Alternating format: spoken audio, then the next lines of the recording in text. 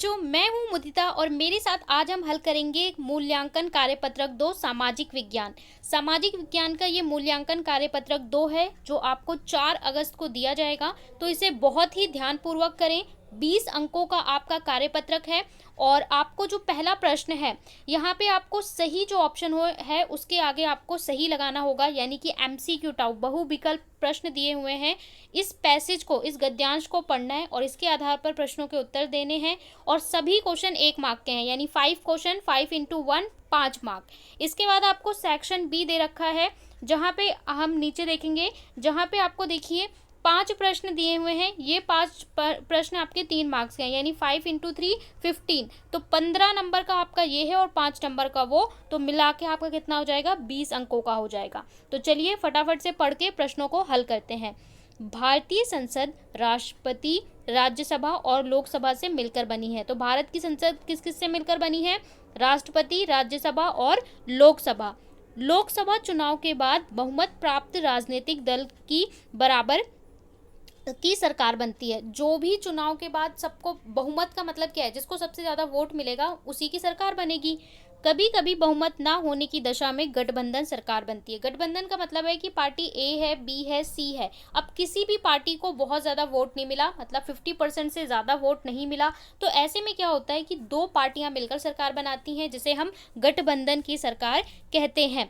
संसद में बहुमत प्राप्त दल का विरोध करने वाले राजनीतिक दल विपक्षी दल कहलाते हैं। अब जो दल सरकार बना लेगी वो तो ठीक है, अब जो दूसरा दल है जिसको सबसे ज़्यादा वोट मिले हैं, ठीक है, रन अप जिसे कहते हैं, वो बनता है हमारा विपक्षी दल, जो विपक्ष में बैठता है।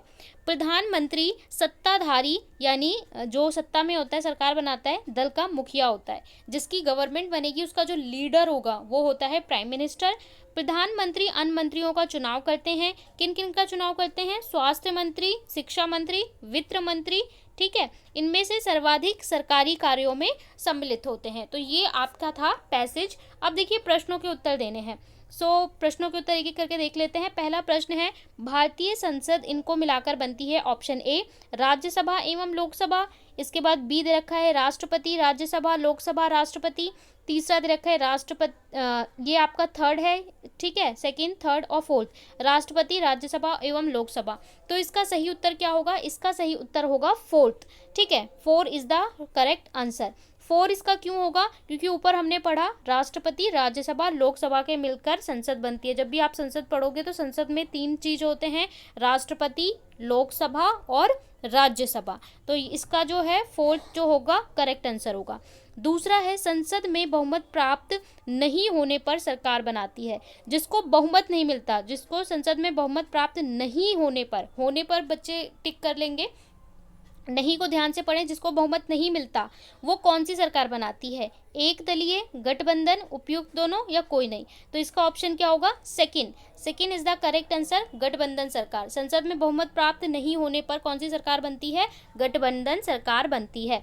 तीसरे में बोला है प्रधानमंत्री इनकी नियुक्ति करता है, स्वास्थ्य मंत्री, वित्त मंत्री, शिक्षा मंत्री। तो इसका होगा उपयुक्त तीनों, यानी कि 4 इसका जो होगा करेक्ट आंसर होगा। तो इसका 4 जो है करेक्ट आंसर होगा थर्ड का।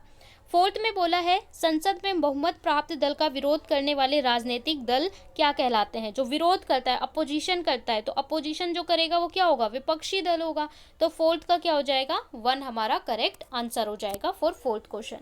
इसके बाद 5 में है, सरकार में सत्ताधारी दल का मुखिया कौन होता है। तो सत्ताधारी दल का मुखिया कौन होता है, हमारा प्रधानमंत्री। तो प्रधानमंत्री कहाँ पे है, 3 में है, तो 3 इसका करेक्ट आंसर होगा। एक बार मैं दोबारा से बता देती हूँ, 1 2 3 4 5। सो देखिए 1 का आपका होगा 4, 2 का आपका होगा 2, 3 का आपका होगा 4, 4 का होगा 1, 5 का होगा 3। ठीक है, फिर से आप टैली कर सकते हैं।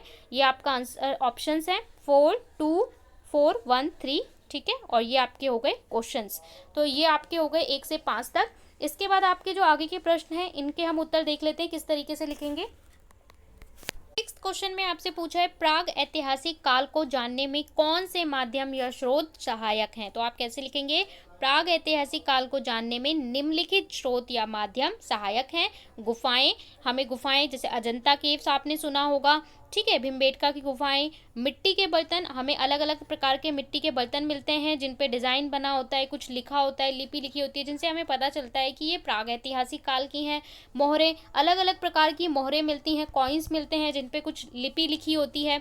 जीवों के अवशेष, जब खुदाई होती है तो वहाँ पे इंसानों के, जानवरों के अवशेष मिलते हैं। औजार, तो ये सारे माध्यम हैं जिनसे हमें प्रागैतिहासिक काल की चीज़ों के बारे में पता चलता है। तो ये आपका आंसर नंबर 6 कंप्लीट होता है। नेक्स्ट क्वेश्चन जो हमसे पूछा था, क्वेश्चन नंबर 7, लोकतंत्र में जनता के फैसले का सम्मान कैसे होता है या कैसे किया जाता है? तो आप इसका कैसे लिखेंगे? लोकतंत्र का मतलब क्या होता है? लोकतंत्र का मतलब होता है भाई लोगों का शासन। किसका शासन? लोगों का शासन। तो लोगों का, लोगों के लिए, लोगों के द्वारा शासन। तो लोकतंत्र में जनता के फैसलों का सम्मान कैसे किया जाता है? तो आप लिखेंगे लोकतंत्र में जनता के फैसलों का सम्मान इस प्रकार किया जाता है। नंबर 1, 3 मार्क का है। तो लोकतंत्र में जनता के द्वारा चुने गए प्रतिनिधि सरकार का गठन करते हैं। जिन्हें आप वोट देते हो वही तो जाके सरकार बनाते हैं। लोकतंत्र में निर्णय बहुमत एवं जनमत के आधार पर लिया जाता है। कोई भी डिसीजन जो बहुमत होगा, ज़्यादा लोग जिस चीज़ को फेवर करेंगे उसी पे डिसीजन लिया जाता है। लोकतंत्र में वयस्क मताधिकार का पालन किया जाता है। वयस्क मताधिकार का मतलब होता है कि हर व्यक्ति को वोट देने का, मत देने का अधिकार है। तो ये सारा लोगों के फैसलों का समर्थन करने का दिखाता है लोकतंत्र में। अगला जो हमारा प्रश्न है, यहाँ पे बोल रहा है राष्ट्रवाद की भावना ने प्रसार किस प्रकार की भूमिका निभाई? राष्ट्रवाद की भावना के प्रसार मतलब भारत में राष्ट्रवाद की भावना किस प्रकार से, किसकी मुख्य भूमिका रही, किस चीज की, यहाँ पे किस बोला है, ठीक है, किसकी मुख्य भूमिका रही? तो कोई घटना हो सकती है, कोई व्यक्ति, ये डिस्क्राइब नहीं किया है, यहाँ पे बोला है किसकी मुख्य भूमिका रही। तो आप लिखेंगे भारतीय राष्ट्रवाद कुछ सीमा तक औपनिवेशिक नीतियों तथा उन नीतियों से उत्पन्न भारतीय प्रतिक्रियाओं का परिणाम स्वरूप ही उभरा था। ठीक है, इसका मतलब उपनिवेशवाद, जब ब्रिटिशर्स भारत में आए थे और उनकी जो नीतियां थी उसके परिणाम स्वरूप भारत में राष्ट्रवाद पनपा।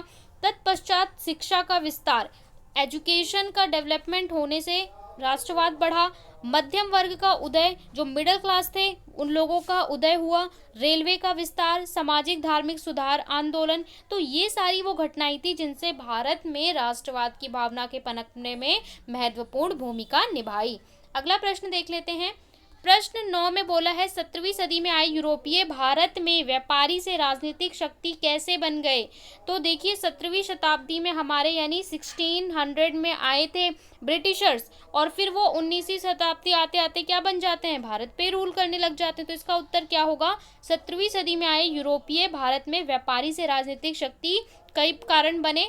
यूरोपीय कंपनी का समुद्री व्यापार पर एकाधिकार, जो समुद्र था, यहाँ इंडिया है और यहाँ समुद्र था, तो यहाँ पे क्या किया यूरोपियों वालों ने?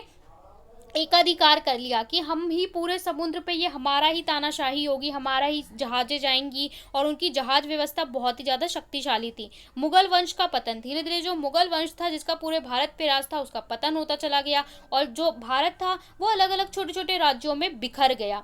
भारत में ईस्ट इंडिया कंपनी की स्थापना और प्रसार, ईस्ट इंडिया कंपनी की पहले स्थापना की गई, उसके बाद प्रसार प्रचार करके कई ईस्ट इंडिया कंपनी स्थापित कर दी गई। भारतीयों में लोगों में एकता की भावना ना होना, लोगों में एकता की भावना नहीं थी, जिसके कारण फूट डालो और शासन करो जैसी नीतियां भारत में बहुत अच्छे से अपनाई गई और भारत को जो लोग थे उनमें फूट डाला गया और इस तरीके से वो लोग राजनीतिक शक्ति बन गए। तो ये होगा आपका उत्तर 9।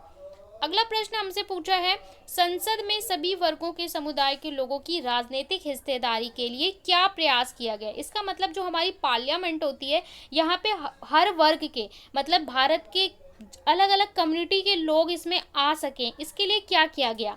तो हम लिखेंगे संसद में सभी वर्गों के समुदाय के लिए राजनीतिक हिस्सेदारी के लिए निम्नलिखित प्रयास किए गए। क्या प्रयास किए गए? अनुसूचित जाति जनजाति वर्ग के लोगों के लिए कुछ सीटें आरक्षित की गई कि संसद में ये कहा जाता है कि भाई आप इस वर्ग के हैं, इनके लिए इतनी सीटें रिजर्व हैं। यहाँ पे ये सिर्फ आरक्षित सीटें हैं अनुसूचित जाति के लिए, ये सीटें अनुसूचित जनजाति के लिए हैं। इसके अलावा महिलाओं को भी आरक्षण दिया गया कि इतनी सीटें महिलाओं के लिए होंगी, जिससे सभी वर्ग उसमें राजनीति में हस्तक्षेप करते हुए राजनीति का विशेष अंग बन सकें। तो ये इस प्रकार से आरक्षण दिया गया है। ये आप मेंशन करोगे उत्तर नंबर 10 में। आई होप आपको क्लियर हो गया होगा। तो ये थी आज की हमारी असेसमेंट वर्कशीट। आपने ध्यानपूर्वक समझा हो, समझ में आया हो तो चैनल को ज़रूर सब्सक्राइब करें, फ्रेंड्स के साथ शेयर करें। साथ ही अगर आप सब्सक्राइब करते हैं तो बेल में ऑल का प्रेस कर दें, बेल में ऑल नोटिफिकेशन को ज़रूर प्रेस करें।